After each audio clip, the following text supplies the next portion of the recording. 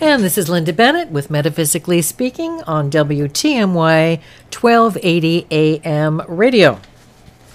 And we are discussing the fact that people all over the country and probably all over the free world, and I say free world because theoretically in communist countries like China and Russia, there is no official acknowledgement of religion, but there has been an undertone of religion.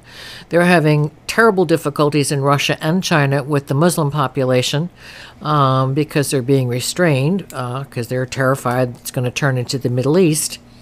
And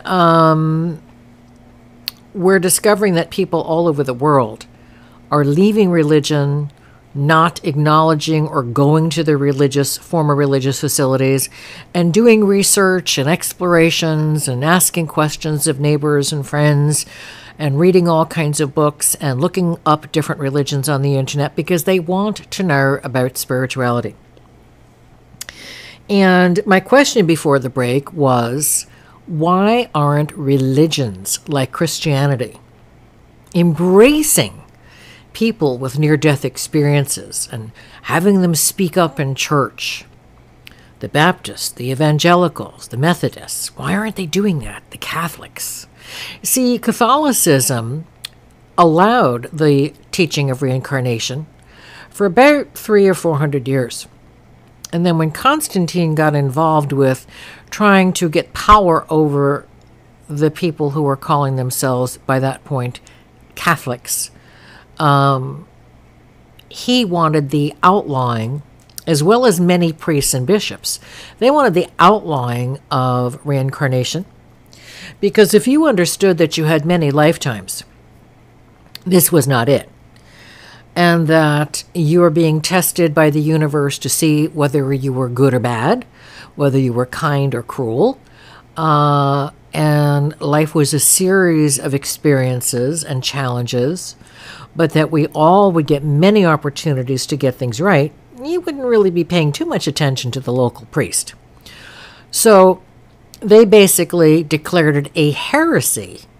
And of course, that was a large part of what the Inquisition was all about, the destruction of people who understood reincarnation, taught reincarnation, especially women, because that was a threat to the survival of the Catholic Church. If you knew you were coming back again, you would not be paying a tithe to the religion. You would not be running to confession for everything that you thought you did wrong or every thought that occurred in your head that you weren't sure the local parish priest would like. And remember that confession was encouraged largely, and hold on to your hat, but largely as a spy network for the Catholic Church and the particular monarchy they were propping up at each locale across Europe. Why? Well, because they wanted to know who was plotting against them. And what better way to do it than to try to assure you that the sacred confession was all about saving you and relieving you of the pressure of your thoughts and giving you guidance, when actually it was all about taking notes and reporting back to the bishop. So-and-so wants to get rid of Prince such and such. So-and-so wants to knock off the priest because he knocked up his daughter. So-and-so wants to overthrow this particular parish because they're being too harsh with the people. And on and on and on. They couldn't have that and survive. So it became the local spy mission. 007 back in the old days. Today, I am sure the network is still functioning in certain countries and certain places, especially since you realize that there was no dark cloth between you and the priest. It was just a grate that you could look through and see very easily. When I went to confession as a kid and it was supposed to be sacred, the priest was not supposed to know who he was talking to. It was simply a screen like looking out your window. And when somebody addresses you by your first name, hey Linda, you can pretty well be assured that they know exactly who you are. So they are not embracing people who have had near-death experiences, because nobody, as I said earlier, comes back and says, yay, let's be Catholic, let's be Jewish, let's be Baptist. No one I have ever heard of or ever spoken to has ever come back and said that. They have said, God is love. It's more than I can explain. It's brilliant, loving, warm, embracing light. It's souls you've known before, souls you will be with in future lifetimes. Almost everyone talks about reincarnation, whether they ever believed it or not, whether they even ever heard of it or not. They all talk about coming back again and again till they get things right and they can go home. They all talk about how wonderful and how loved they felt. I had a nightmare childhood, as many people did, and I never felt such love in my childhood as I did with my near-death experiences. I did not want to come back. I think I said on an earlier show that when I had my third drowning, years later, my father and I didn't talk for years because he was an alcoholic as well as my mother. And when he sobered up, he asked me about my third drowning and did I remember what I said. And I said, oh, I remember. I said, why did they make me come back? I can't believe they made me come back. Why did they make me come back? He said, what did you mean? And I said, because where I was wonderful, and it was beautiful, and it was loving. And I was so loved, and I was so happy there. And then they told me I had to come back, and I couldn't believe it. I couldn't believe they were going to make me come back.